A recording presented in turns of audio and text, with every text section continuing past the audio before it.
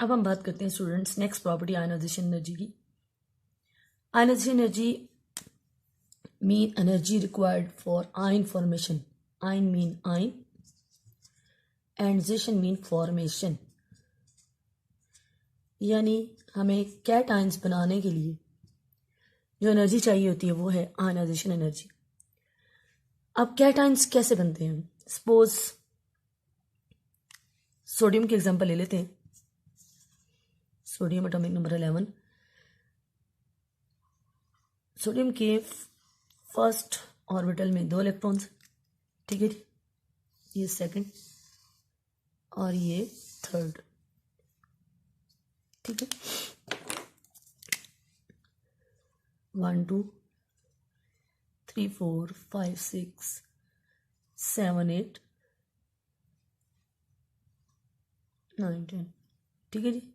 1 2 3 4 5 6 7 8 9 10 और ये 11th electron.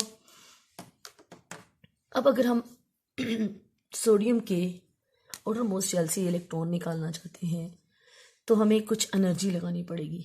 This energy is called ionization energy. जैसे पता, सोडियम से जब इलेक्ट्रॉन जाएगा तो सोडियम Na+1 हो जाएगा, ठीक। तो दूसरी बात जो सबसे इम्पोर्टेंट है कि हम किसी भी एटम को आयन बना सकते हैं, लेकिन उसकी कंडीशंस हैं। सबसे पहली बात कि उस एटम को आइसोलेटेड होना चाहिए, ठीक है, first thing. The second thing is gaseous state में होना चाहिए, ठीक है जी। मतलब ये कि आपने जिस एटम को आयन बनाना है, सबसे पहले हमें, अगर वो एटम किसी के साथ मालिक्यूल बने हुए हैं या एटम एटम आपस में जुड़े हुए हैं तो हमें उनको आइसोलेट करना होगा। एक एटम को आइसोलेट करना है, यानी अलग अलग करना है। फिर वो अगर लिक्विड स्टेट में है, सॉलिड स्टेट में है, जिस भी स्टेट में है, उसे हमें गैसियस स्टेट में कन्वर्ट करना होगा, मतलब उसको हीट करना होगा। ऑब्वियसली गैसियस आइसोलेटेड होकर गैसियस स्टेट में जब होगा, उसके बाद जो एनर्जी हमें चाहिए होती है उसके आउटर मोस्ट शेल से इलेक्ट्रॉन निकालने के लिए, that is called ionization energy. Clear हो रही बात? सपोज हम अगर सोडियम की बात करते हैं तो सोडियम की आयनाइजेशन एनर्जी कुछ ऐसे है, Na+ और इसके साथ हमने जो एक इलेक्ट्रॉन निकाला वो, और जो इसके लिए हीट रिक्वायर्ड थी यानी ΔH एनर्जी रिक्वायर्ड थी वो थी 496 किलो जूल पर मोल, ठीक है जी। अब प्लस का साइन इसलिए दिया गया कि इसमें एनर्जी दी गई, अगर माइनस होता तो इसका मतलब है इसने एनर्जी रिलीज की, ठीक है जी।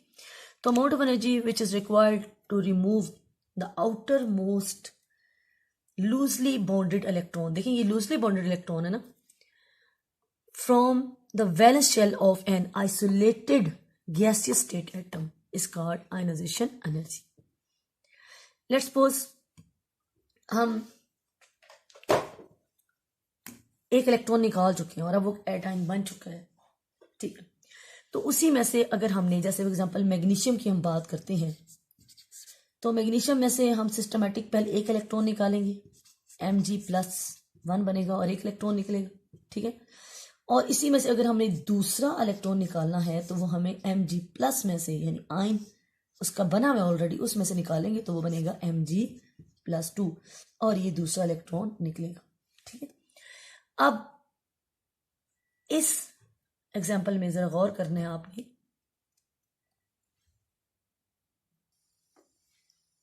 फर्स्ट आयनाइजेशन एनर्जी यानी ΔH1 of magnesium is 738 kilo joule per mole, ठीक है जी। But the second ionization energy यानी ΔH2 is 1450 kilo joule per mole.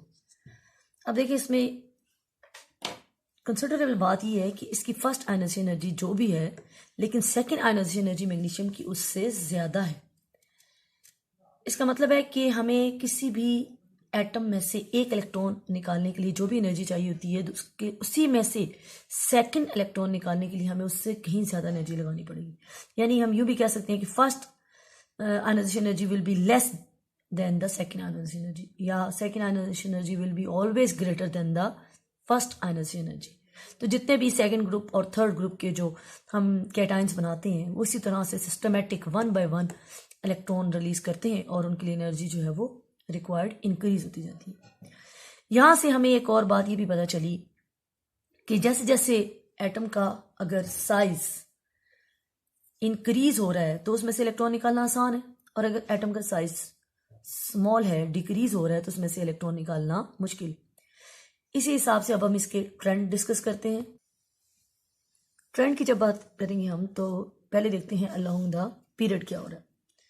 Friends, along the period देखें, हमने पहले भी पढ़ा है कि जब हम अलोंग द पीरियड मूव करते हैं तो size of the atom decrease होता है। जैसी बात है, जब एटम का साइज डिक्रीज हो रहा है तो आउटर मोस्ट शेल से इलेक्ट्रॉन निकालना भी मुश्किल होगा और हमें ज़्यादा एनर्जी लगानी पड़ेगी उसको रिमूव करने के लिए। तो इसका मतलब है आयनाइजेशन एनर्जी आहिस्ता आहिस्ता क्या होगी, ऑब्वियसली इंक्रीज होगी।